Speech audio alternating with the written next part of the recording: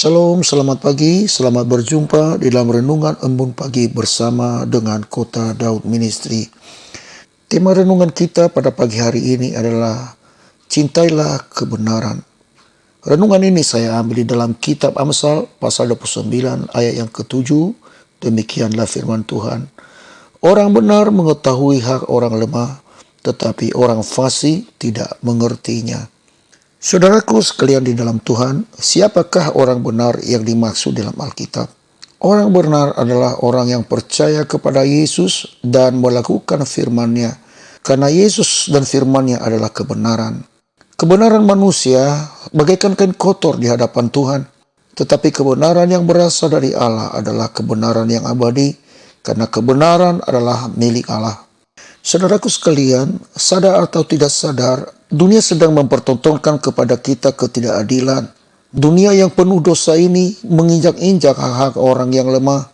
Orang-orang fasik memutarbalikkan kebenaran, mengambil hak-hak orang yang lemah, dan tidak takut melawan kebenaran. Padahal Tuhan sangat sayang kepada orang-orang yang lemah. Itulah sebabnya di dalam Amsal yang lain, di dalam pasal yang ke-22, ayat yang ke-22 berkata, "Janganlah merampas orang lemah karena ia lemah, dan jangan menginjak-injak orang yang berkesusahan di pintu gerbang, sebab Tuhan membela perkara mereka dan mengambil nyawa orang yang merampasi mereka."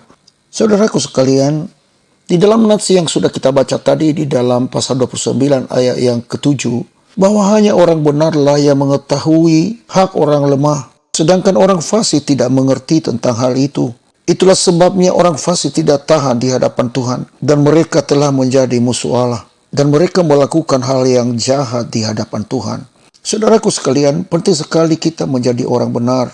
Kita harus percaya kepada firman dan dituntut olehnya, yang menjaga setiap langkah kita sehingga kita memperhatikan orang-orang yang ada di sekitar kita. Perhatikanlah hak-hak orang yang lemah sebagai orang-orang yang sudah dibenarkan oleh Tuhan. Jangan pilih jalan orang fasik yang tidak mengerti tentang hak-hak orang yang lemah, tetapi pilihlah jalan orang benar. Mereka pasti disayang oleh Tuhan. Dalam kitab Mazmur pasal 41, ayat yang kedua sampai dengan ayat yang keempat, demikian firman Tuhan. "Berbahagialah orang yang memperhatikan orang yang lemah. Tuhan akan meluputkan dia pada waktu celaka. Tuhan akan melindungi dia dan memelihara nyawanya, sehingga ia disebut berbahagia di bumi. Engkau takkan membiarkan dia dipermainkan musuhnya. Tuhan membantu dia di ranjangnya waktu sakit.